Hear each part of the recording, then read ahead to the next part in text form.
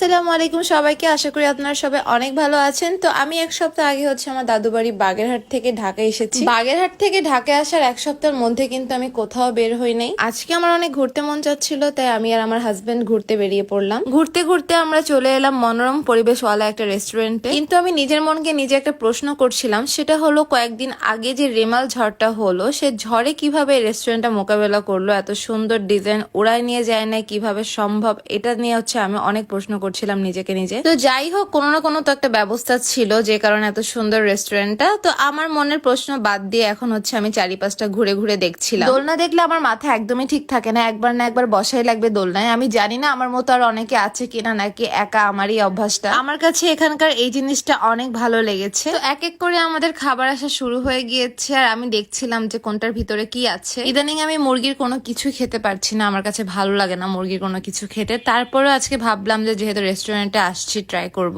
আজকে আমাকে পশ couple dress থেকে একটা পার্সেল পাঠানো হয়েছে, হয়তো ভাই নামটা আমার মুখে ফার্স্ট টাইম শুনতে পারেন। আর যদি আমি বলি আমাকে গ্রো লং হেয়ার অয়েল থেকে পার্সেলটা পাঠানো হয়েছে, তাহলে কিন্তু আপনারা ইজিতেই চিনতে পেরে গিয়েছে। শুরুতে আমাকে পাঠানো হয়েছে ম্যাজিক্যাল স্লিমিং টিটা, যেটা খেয়ে আমি আমার ওয়েটটাকে ধরে রাখি। এখন আমি যে জিনিসটা দেখাবো সেটা কিন্তু অনেক আপুদের জন্য খুবই উপকারে আসবে। যেসব আপুদের ইরেগুলার পিরিয়ড হয় তাদের জন্য কিন্তু এই পাউডারটা খুবই উপকারী। আর এটা হলো GLH এর একটা বডি প্যাক। যাদের বডির স্কিনটাকে একটু বেশি ব্রাইট করতে চাচ্ছেন তাদের জন্য কিন্তু এটা খুবই উপকারী। আমি কিন্তু এতদিন শুধুমাত্র তাদের স্লিমিং টিটারই প্রমোট করেছি, কিন্তু এছাড়া তাদের পেজে কিন্তু আর অনেক কিছুই রয়েছে উপকারী জিনিস। যারা বেশি মেকআপ করেন তাদের কিন্তু মেকআপ রিমুভারটা বেশি ভালো প্রয়োজন হয়, তাদের জন্য কিন্তু GLH রেখেছে এই মেকআপ রিমুভারটাও। যাদের চোখের আইল্যাশেস বা পাপড়ি অনেক পাতলা তাদের জন্য রয়েছে আইল্যাশেস গ্রো করার জন্য একটা ক্রিম। যদিও আমার এটা খুবই উপকারে আসবে, আমার চোখের পাপড়ি এমনিতে অনেক ঘন, তারপরেও অনেক সময় পাপড়ি পড়ে যায়, এটা আমার সবচেয়ে বেশি কাজে আসবে। এই স্লিমিং টি নিয়ে আমার বলার মতো কিছুই নেই, এতটুকু বলতে চাই যারা প্রেগনেন্ট আছেন তারা খেতে পারবেন না, 16 বছরের উপরে সবাই খেতে পারবেন, এই আর কি। এছাড়া কারো যদি কোনো শারীরিক প্রবলেম থেকে থাকে তাদের পেজে অবশ্যই নক করে এটা শেয়ার করবেন। আর বাদ বাকি প্রোডাক্ট গুলোর সাথে যেগুলো আমাকে পাঠানো হয়েছে সেগুলো সবই কিন্তু আপনারা পেয়ে যাবেন গ্রো লং হেয়ার অয়েল থেকে। আমার মুখের কথা না, আপনারা তাদের পেজে গিয়ে দেখতে পারবেন কত অথেন্টিক রিভিউ আছে, আর তার ভিতরে তো আমি 1 নম্বরে আছি অথেন্টিক রিভিউ দেওয়ার জন্য। পেজটাকে এই ভিডিওর ক্যাপশনে আমি মেনশন করে দিচ্ছি।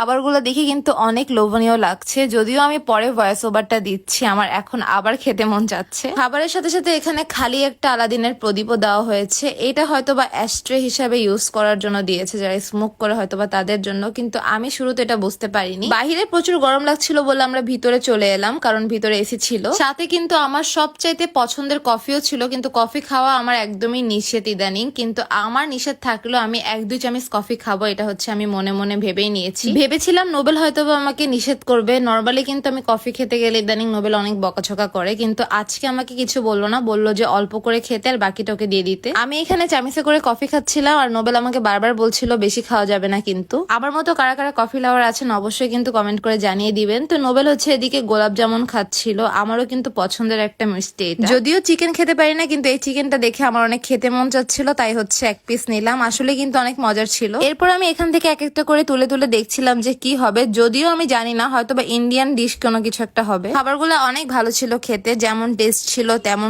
তাদের ডেকোরেট করা সবকিছু একদম পারফেক্ট ছিল। খাওয়া দাওয়া শেষ করতে করতে অলরেডি সন্ধ্যা হয়ে গিয়েছে, আর সন্ধ্যায় কিন্তু এই রেস্টুরেন্টটা দেখতে আরো সুন্দর লাগে। আমি আর নোবেল বসে বসে দোল খাচ্ছিলাম বাতাসের ভিতরে। এরপর আমরা চলে আসলাম রাতে ডিনার করতে। তো আমরা আস্তে আস্তে উপরের দিকে উঠে যাচ্ছে। আমার পাশে যে সাইকেলটা ছিল ওটা কিন্তু আসলে একটা আস্ত সাইকেল ছিল। এখানে কিন্তু বালতিতে খাবার সার্ভ করা হয়, আর এটা দেখে কিন্তু আমার সত্যি অনেক খেতে মন চাইছিল। এখানে ম্যাক্সিমাম সব ছিল চাইনিজ আইটেম, এর ভিতরে মোমোসটা রাখা হয়েছিল, আর সবগুলা চাইনিজ আইটেমই ছিল। আর এত কিন্তু আমাদের খাওয়া সম্ভব না একার পক্ষে, তো আমরা ভেবেছিলাম যে কিছু খেয়ে বাকিটা বাসায় পার্সেল করে নিয়ে যাব। এরপর আমরা বালতি থেকে রাইসটা প্লেটে ঢেলে দেখছিলাম যে কতটুকু রাইস তারা বালতিতে দেয়। এরপর আমরা যেটা বুঝলাম যে নোবেলের আমি যতটুকু খেতে পারি, আমাদের খাওয়ার মেজারমেন্ট অনুযায়ী কিন্তু আরো খাবার অনেকটা রয়ে যাবে, শেষ করতে পারবো না দুজন, তার মানে অনেক কিন্তু ধরে বালতিতে। এতক্ষণ আমার চোখে পড়েনি বিষয়টা, আমি যে সাইডটাতে বসেছিলাম ওই সাইডটাতে আমার সবচেয়ে স্মৃতিময় একটা ফুল ছিল, সেটা হলো মধু ফুল। আমি কিন্তু মধু ফুল নামে চিনি, ছোটবেলায় ফুল ছিঁড়ে আমি কিন্তু ফুল থেকে মধু খেতাম, তো আমি ছোটবেলা থেকে মধু ফুল নামে এটাকে চিনি। তো অনেকদিন পর